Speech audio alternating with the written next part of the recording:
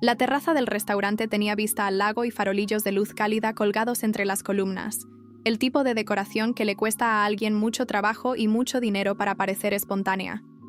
Era la fiesta de compromiso de mi hermana Valentina, y yo llegué solo, como siempre, con un sobre que contenía un regalo en efectivo suficientemente generoso para que nadie pudiera decir que no me había esforzado, y con el traje gris que compré hace 3 años en una tienda sin nombre llamativo, porque el corte era bueno y el precio era justo, que son los 2 criterios que uso para comprar ropa desde hace mucho tiempo. El prometido de Valentina se llamaba Esteban Furlan. Lo conocía superficialmente desde hacía 8 meses, que era el tiempo que llevaban saliendo. Hijo de una familia con apellido conocido en el sector inmobiliario de la ciudad, había estudiado en el extranjero. Hablaba con la seguridad específica de quien nunca tuvo que justificar su lugar en una habitación. No era antipático. Era el tipo de persona que ocupa el centro de los espacios sin proponérselo, porque ese es el único lugar desde el que ha aprendido a relacionarse. Sus amigos eran como él, con variaciones. Llegué a la mesa donde estaban reunidos porque Valentina me presentó con el entusiasmo nervioso que tiene cuando quiere que 2 mundos que no tienen nada en común se traten bien por una noche. Este es mi hermano Tomás, dijo. Y luego, porque la pregunta siempre sigue inmediatamente, uno de ellos preguntó a qué me dedicaba. Dije lo que siempre digo en contextos como ese, que trabajaba en tecnología. Es una respuesta verdadera y suficientemente vaga para no invitar preguntas de seguimiento de personas que no están realmente interesadas en la respuesta. Pero esa noche, uno de ellos, un tipo que se llamaba Patricio y que llevaba un reloj que reconocí como de edición limitada, no se conformó con la respuesta general. Tecnología como soporte técnico, desarrollo, ¿qué? Consultoría de software, principalmente. Dije, que también era verdad, aunque incompleta. Patricio asintió con una sonrisa que no era exactamente una sonrisa. Ah, consultor independiente, el eufemismo del freelance. Se rió de su propio comentario. 2 de sus amigos también se rieron. El tipo de risa que no tiene mucha energía porque el chiste tampoco la tiene, pero la jerarquía del grupo requiere que se rían de todas formas. Esteban no se rió, lo cual le agradecí mentalmente aunque no cambió nada. Valentina miró hacia otro lado. Mi madre, que estaba 2 mesas más allá, no lo escuchó, o eligió no escucharlo, que eran 2 cosas que en ella a veces eran la misma. Me senté, comí, participé en las conversaciones que tenían sentido participar, y dejé pasar el resto. Patricio hizo 2 comentarios más durante la noche que tenían la misma textura que el primero, ligeros, con una sonrisa encima, diseñados para establecer algo sin declararlo abiertamente. El último fue cuando alguien mencionó el tema de los apartamentos y él dijo, mirándome brevemente, que en ciertas zonas de la ciudad los precios eran ya inaccesibles para la mayoría de los que trabajamos por nuestra cuenta. Otro hombre del grupo, que se presentó como Rodrigo y que resultó trabajar con Patricio en la misma empresa, se rió con más energía que antes. Yo bebí un sorbo de vino y dije que sí, que los precios habían subido mucho y no dije nada más. Lo que Patricio no sabía, lo que ninguno de ellos en esa terraza sabía, era que la empresa donde tanto él como Rodrigo trabajaban, una firma de consultoría tecnológica de tamaño mediano llamada Nexus Soluciones, era una empresa en cuyo capital yo participaba de manera mayoritaria desde hacía 4 años. No era una participación pasiva. Yo era el accionista de referencia con el 61% de las acciones ordinarias, miembro del consejo de administración, y la persona que había impulsado la adquisición original, cuando la empresa tenía la mitad del tamaño actual y problemas de liquidez, que su entonces director general no sabía cómo resolver. Había llegado a Nexus por el camino que llegó a la mayoría de las cosas, trabajando. Empecé a los 24 años desarrollando software para pequeñas empresas desde un departamento compartido.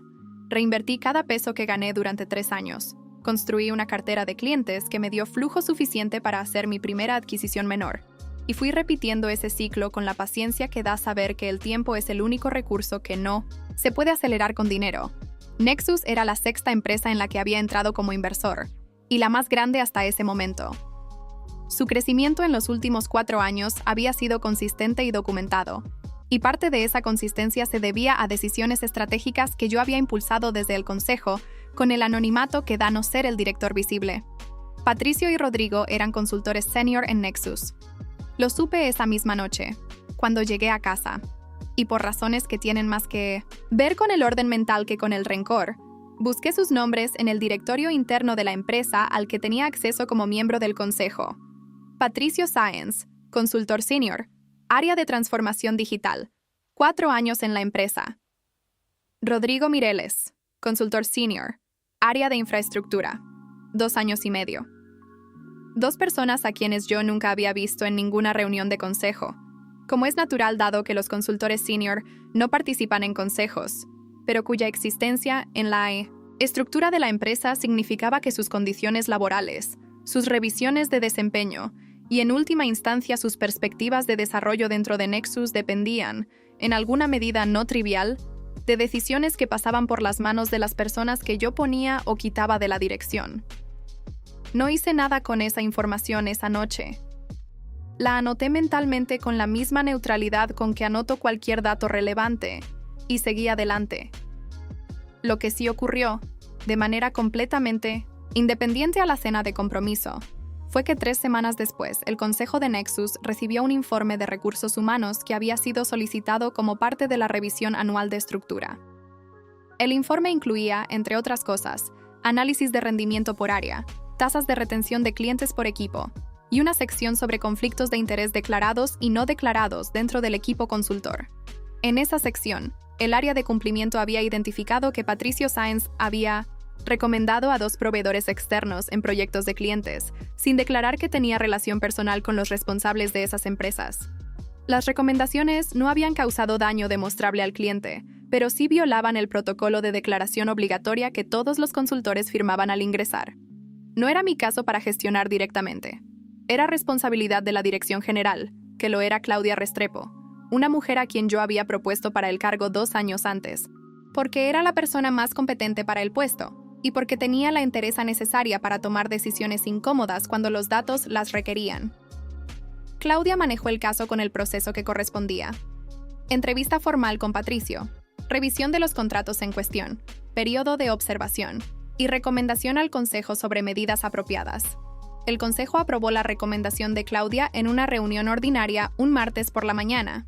Yo voté a favor porque la recomendación estaba fundamentada y era proporcional.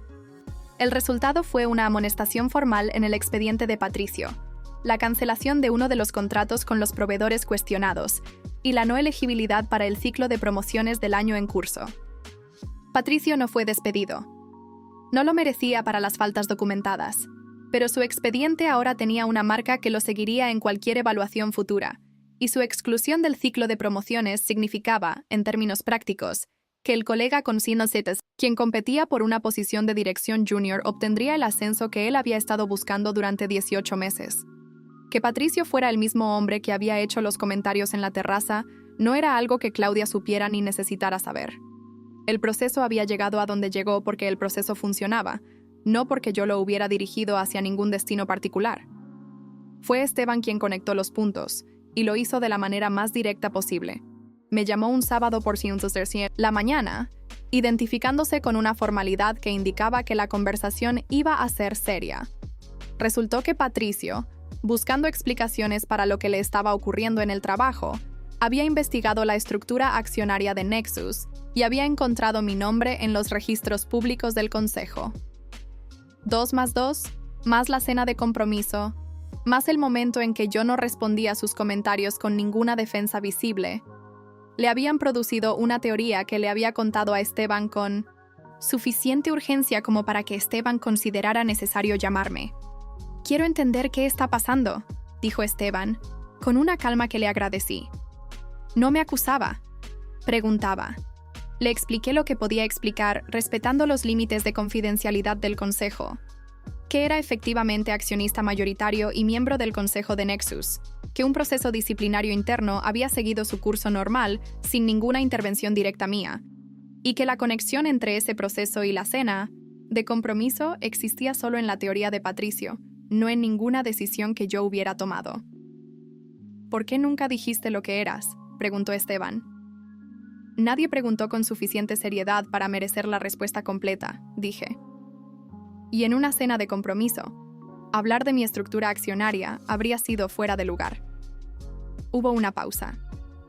Valentina tampoco lo sabe. Valentina sabe que trabajo en tecnología. Lo que no sabe es la escala, porque nunca me lo preguntó de una manera que indicara que quería saberlo. Esteban procesó eso en silencio por un momento.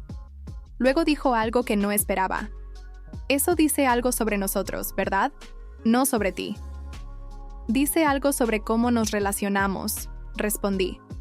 Que no es lo mismo. Valentina llamó esa misma tarde. La conversación fue diferente a cualquier conversación que habíamos tenido en años, porque por primera vez ella no tenía el mapa del territorio. Preguntó por qué no le había contado. Le dije la verdad, que lo había intentado una vez al principio cuando todo era más pequeño, y que la respuesta había sido un cambio de tema y una pregunta sobre si pensaba buscar algo con más estabilidad. Que después de eso había decidido que el trabajo era el trabajo y la familia era la familia, y que mezclarlos activamente solo generaba el tipo de dinámica que yo prefería evitar. ¿Y Patricio?, preguntó. Patricio tiene un proceso disciplinario en su empresa por razones que no tienen nada que ver con ninguna cena, dije. Si quieres verificarlo, los registros del consejo son parcialmente públicos. Hubo un silencio largo. Me da vergüenza lo que dijo esa noche. No tienes que tener vergüenza tú. Él eligió lo que dijo. Patricio me escribió un mensaje 3 semanas después, un texto directo a mi teléfono que decía, con una brevedad que probablemente le costó más de lo que parecía. Entiendo que la situación en el trabajo no tiene que ver con lo que pasó en la cena, pero quiero disculparme por los comentarios de esa noche. Fueron innecesarios. No le respondí ese día. Respondí 4 días después con una línea. Apreciado. Suerte en el proceso. Era suficiente. No era una puerta abierta, pero tampoco era una pared. Lo que construí durante los meses siguientes no tenía que ver con Nexus ni con ninguno de ellos. Había estado planeando desde hacía tiempo la creación de un fondo de inversión orientado específicamente a empresas fundadas por personas sin acceso a las redes de capital tradicionales, el tipo de emprendedor que tiene el modelo correcto y los números correctos, pero que no conoce a nadie en el círculo donde se mueve el dinero. Lo llamé Raíz, porque me pareció el nombre más honesto para algo cuya función era dar base a lo que ya tenía vida propia, pero necesitaba anclaje. El lanzamiento fue discreto, como todo lo que hago. Una comunicación a 20 personas seleccionadas, una reunión de presentación en una sala sin pretensiones, y los primeros 3 proyectos seleccionados por un comité, donde yo era uno de 5 voces con el mismo peso.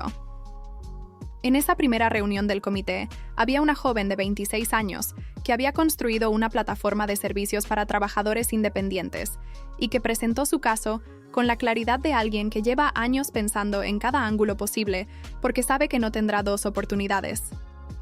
La escuché con la atención completa que merece alguien así. Al final de su presentación le dije que había una pregunta que siempre hacía y que era la única, que en realidad importaba, que iba a hacer diferente si el capital llegaba. Respondió sin dudar, con 3 puntos concretos, sin rodeos. Aprobamos su proyecto esa misma tarde. Cuando salió de la sala, uno de mis socios en el comité me preguntó en voz baja si la conocía de antes. Le dije que no. Me preguntó por qué entonces la había tratado con esa atención particular. Le respondí que porque era exactamente el tipo de persona para quien habíamos creado el fondo.